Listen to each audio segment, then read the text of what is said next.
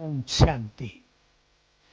आध्यात्म के मार्ग पर चलने वालों के लिए, ब्रह्मावत्सों के लिए, जो राजयोग का अभ्यास कर रहे हैं उनके लिए सर्वश्रेष्ठ मंजिल है कि बुद्धि भटके नहीं, मन और बुद्धि एकाग्र हो जाए, एक सर्वशक्तिवान पर केंद्रित हो जाए, अपने स्वमान में स्थित हो जाए। ये एक बहुत बड़ा चैलेंज भी है कलयुग के अंत में, और ये चैलेंज हम सब ने स्वीकार किया है कि हम अपनी बुद्धि को भटकने नहीं देंगे। ध्यान दें कि आपने भी ये चैलेंज स्वीकार कर लिया है कि हमारी बुद्धि को कोई भटका ही नहीं सकता। इसके लिए स्वयं योगेश्वर ने हमें सिखाया है कि तुम्हें सोल कॉन्शियस होना है, आत्मिक स्वरूप में स्थित होना है। इससे तुम्हारी क्रिमिनल आई भी समाप्त होती जाएगी, तुम्हारा बुद्धि का भटकना भी बंद होता जाएगा, तुम स्थिर चित्त बनते जाओगे।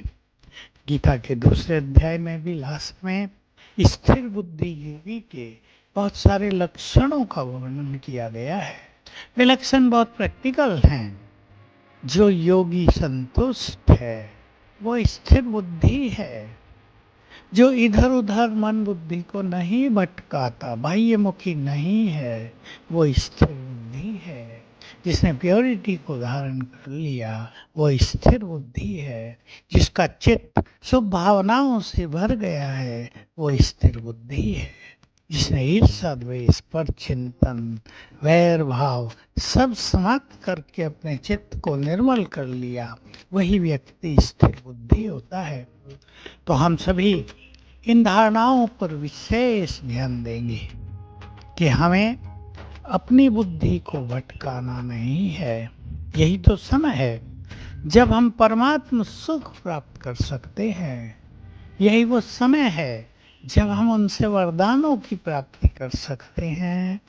यही वो समय है जब हम अपने भाग्य को सर्वश्रेष्ठ बना सकते हैं।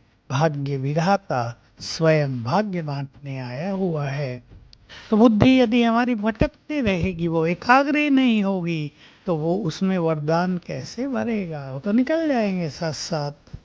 तो हमें अपनी बुद्धि को सोने की बुद्धि बनाना है, सोने का पात्र। बुद्धि पात्र है, सभी ने सुना ही होगा। बहुतों ने अपनी बुद्धि को डस्टबिन बना लिया है। इधर की गंदगी, उधर की गंदगी, व्हाट्सएप से गंदगी, अखबारों से गंदगी, टीवी से गंदगी अपनी बुद्धि में डालते रहते हैं। बुद्धि जो सोने का बर्तन है, बुद्धि जो मनुष्य के लिए सबसे श्रेष्ठ और स्वच्छ चीज है, बुद्धि जो उसको सफलता के शिखर पर पहुंचा सकती है, महानता के शिखर पर पहुंचा सकती है, जो उसे मनचाही मंजिल पर ले जा सकती है, उसके महत्व को कई लोग समझते ही नहीं।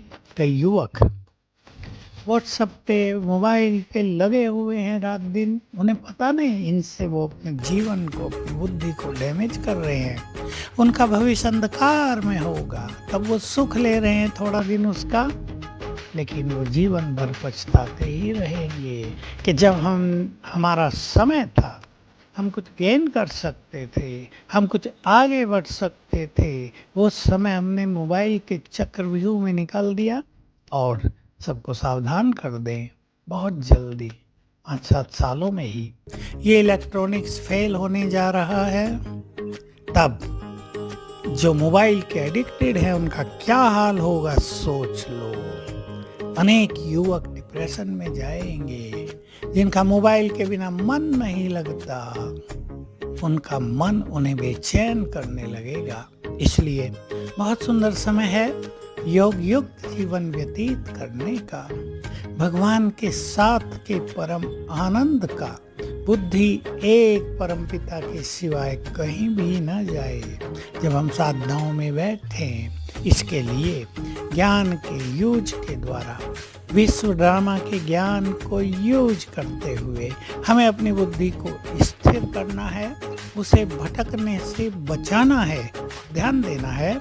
हमारी दृष्टि देह पर न जाए, हमारी दृष्टि क्रिमिनल ना हो, नहीं तो हम योगी नहीं बन पाएंगे।